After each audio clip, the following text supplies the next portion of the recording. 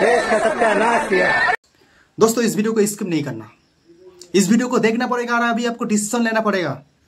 इस भारतवर्ष में जिस जाति जिस समाज का संख्या 3 से 3.5% है, उस समाज उस जाति का इस देश में पास नेशनल पार्टी है, जिसका औकात नहीं है पंचायत में एक सदस्य देने का, वो पूरे देश को चला रहा है।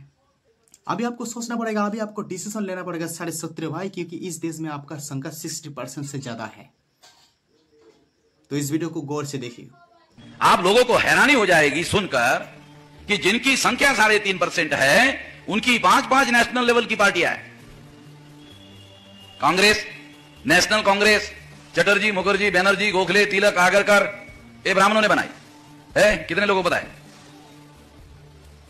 मैं जब यूपी में आकर जाटों को पूछा, भाई तुम्हारा कौन आदमी था कांग्रेस बनाने में, जरा बताओ तो, उसका नाम बताओ। एक आदमी का बताओ, 2 आदमी का मत बताओ, क्योंकि 2 तो है ही नहीं, मगर एक हाथ होगा, जरा बताओ। एक भी आदमी नहीं था, सारे ब्राह्मण लोगों ने बनाया नेशनल कांग्रेस। ज्योतिराव फुले को कांग्रेस में लाने की कोशिश की गई थी, उन्होंने कहा तो ब्राह्मणों का संगठन है, मैं कैसे आ सकता हूं इसमें? रिकॉर्ड करके लिखित करके रखा हुआ है, लिखा हुआ है। तो 1885 को जो कांग्रेस बनी, ये ब्राह्मणों ने बनाई, ये ब्राह्मणों का संगठन है। दूसरी बात, दूसरा संगठन भारत की कम्युनिस्ट पार्टी, ये 1925 को भारत की कम्युनिस्ट पार्टी श्रीपाद अमृत डांगे नाम के ब्राह्मण ने बनाई। एक कोकनस्थ ब्राह्मण। तीसरी पार्टी मार्क्सवादी कम्युनिस्ट पार्टी, एक केरला के ईएमएस नंबूदिरी ब्राह्मण ने बनाई। चौथी नेशनल लेवल की party Bharatiya Janata party RSS ने बनाई। बनाने के पहले जनसंघ बनाया था। जनसंघ का पहला राष्ट्रीय अध्यक्ष श्यामा प्रसाद मुखर्जी बंगाली ब्राह्मण था। अटल बिहारी और अडवाणी ने मिलकर 77 में जनता पार्टी में जनसंघ विलीन कर दिया था। झगड़ा हुआ, 80 में बाहर आ गए।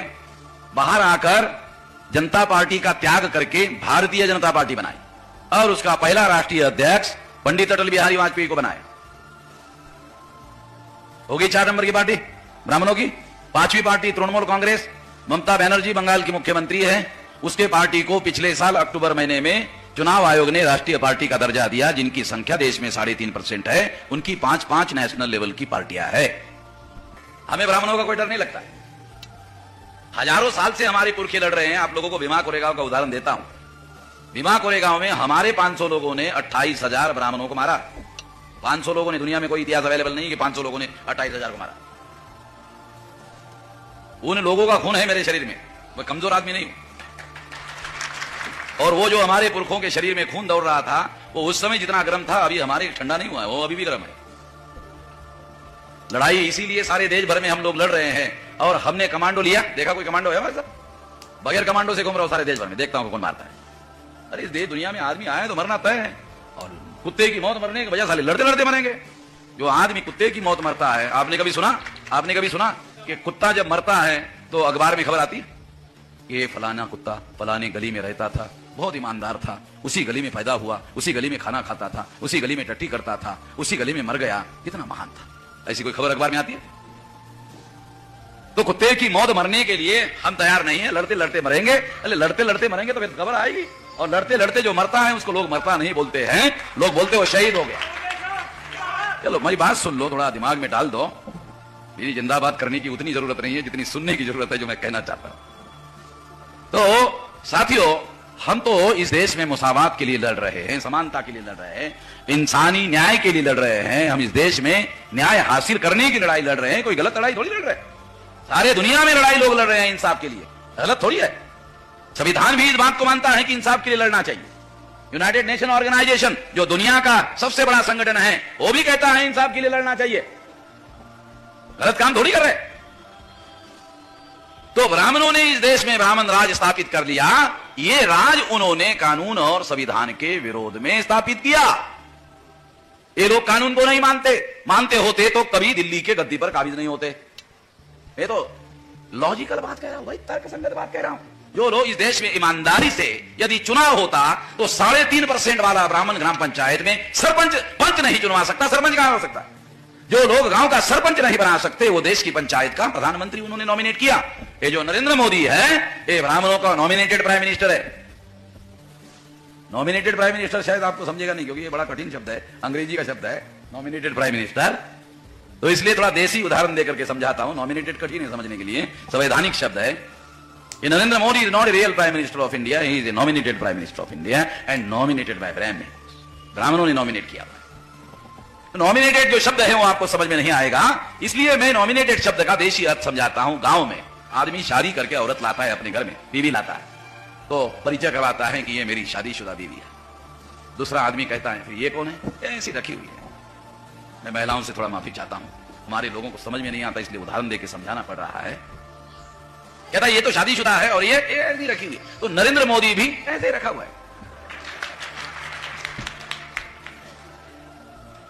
ये नरेंद्र मोदी एक ब्राह्मणों का ऐसे रखा हुआ है।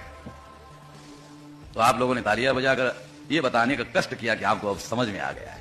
मेरी मजबूरी ये है कि जो अंग्रेजी शब्द मैं यूज करता हूं वो आप लोगों को समझ में नहीं आता, क्योंकि कॉन्स्टिट्यूशनल शब्द है और सवाल बोलने से ज्यादा अहम होता है समझना। बोलना उतना महत्वपूर्ण नहीं है जितना बोली हुई बात को समझना। अगर आदमी समझ गया तो वो फिर उस हिसाब से अपने जीवन में आचरण करना शुरू कर देता है। तो नरेंद्र मोदी ए नॉमिनेटेड प्राइम मिनिस्टर है, ब्राह्मणों के द्वारा नॉमिनेटेड प्राइम मिनिस्टर है। मैं आपको इसका एक और सबूत देना चाहता हूं। नरेंद्र मोदी जब पहली बार प्रधानमंत्री बने तो उन्होंने पहला फैसला किया। क्या फैसला किया? ये ओबीसी की जाति आधारित गिनती नहीं होगी। ओबीसी का आदमी नरेंद्र मोदी पिछड़े वर्ग का है, ओबीसी का है। उसने खुद ओबीसी के विरोध में पहला फैसला किया, ओबीसी की जाति आधारित गिनती नहीं होगी। दूसरा फैसला किया, 314 बच्चे आईएएस आईपीएस आईआरएस पिछड़े वर्ग के पास हुए। लाल बहादुर शास्त्री ट्रेनिंग इंस्टीट्यूट मसूरी में ट्रेनिंग लिया 2 साल का। फिर प्रधानमंत्री के पास फाइल गई पोस्टिंग देने के लिए, तो प्रधानमंत्री ने पिछड़े वर्ग के लोगों को आईएएस आईपीएस आईआरएस अधिकारी के तौर पर पोस्टिंग करने के बजाय वो फाइल रद्द कर दी। 314 बच्चे। तीसरा फैसला किया उन्होंने कि ओबीसी के लोगों को विकास करने के लिए बजट में एक नया पैसा नहीं दिया। विकास करना है तो बजट में पैसे की व्यवस्था करनी चाहिए ना। और नरेंद्र मोदी विकास के ऊपर भाषण करता रहता है, विकास विकास विकास विकास विकास, घंटे घंटे भाषण करता है विकास के ऊपर। अभी 15 अगस्त को लाल किले पर 1.5 घंटे बोला, यानी भाषण में विकास हो गया। पहले घंटे भर बोलता था, फिर 1.5 घंटे बोला तो भाषण में विकास हुआ। ओबीसी पिछड़े वर्ग में कोई विकास नहीं हुआ। साला पैसा ही नहीं देगा तो कहां से विकास होगा भाई? बगैर पैसे से विकास होगा? कैसे होगा? पिछड़े वर्ग के ओबीसी के बच्चों को वजीफा मिलता था।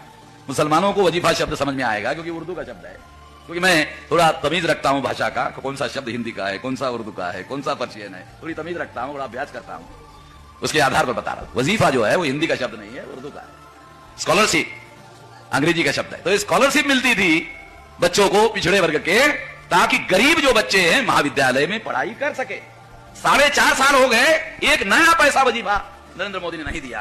पिछड़े वर्ग का आदमी है, पिछड़े वर्ग को, अरे उसके बाप के जेब से नहीं जाएगा भाई, उसके बाप के जेब से नहीं जा रहा है। इस देश में पिछड़े वर्ग के लोग जो नमक खरीदी करते हैं, आप लोगों को थोड़ा जानकारी हो जाए इसलिए बता दो। गरीब से गरीब आदमी, डॉक्टर ने टाटा को टेस्ट किया, बिरला को टेस्ट किया, अंबानी को टेस्ट किया, और डॉक्टर ने टाटा बिरला अंबानी को कहा नमक थोड़ा कम खाना, नमक थोड़ा कम खाना है। गरीब थोड़ी है हम लोग, नमक कम खाने के लिए बोल रहे हो। हम पैसे वाले लोग हैं, क्यों कह रहे हो नमक कम खाने के लिए? नहीं नहीं, गरीबी अमीरी का मामला नहीं है। एक नमक ज्यादा खाने से ब्लड प्रेशर बढ़ जाता है, इसलिए कह रहे हैं नमक कम खाना।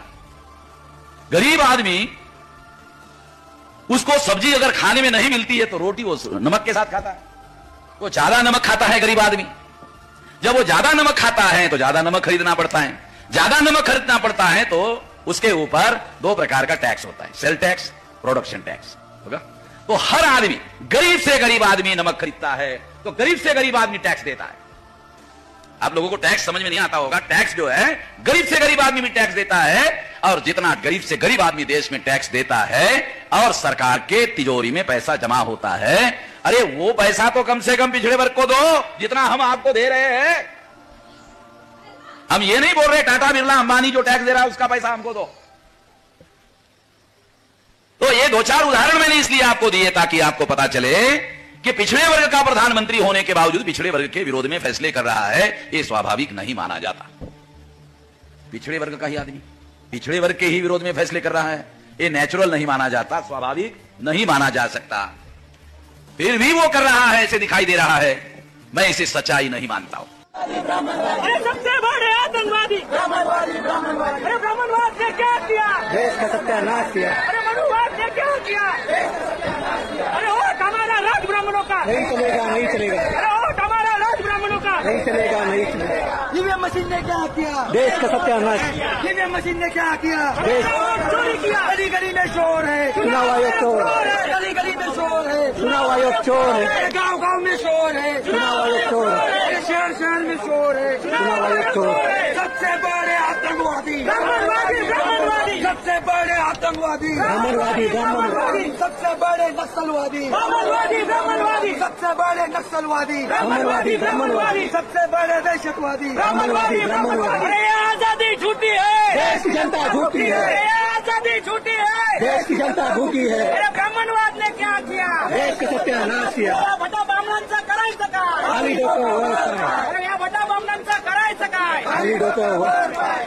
अरे जबरदस्ती वैक्सीन देने वाली सरकार का धिकार है, धिकार अरे है, जबरदस्ती वैक्सीन देने वाली सरकार का धिकार है, धिकार है। तुमचं आमचं नातं काय? जय शिवराय। बोल छत्रपती संभाजी महाराजांचा विजय असो, अरे बोल छत्रपती संभाजी महाराजांचा विजय असो। चालू करो। ईवीएम मशीन ने क्या किया? देश का सत्यानाश। चोरी किया। ईवीएम मशीन ने क्या किया? देश चोरी किया। अरे गली गली में शोर है, चुनाव आयोग चोर है, गांव गांव में शोर है, चुनाव आयोग चोर है, शहर शहर में शोर है, चुनाव आयोग शोर है। सबसे बड़े आतंकवादी ब्राह्मणवादी।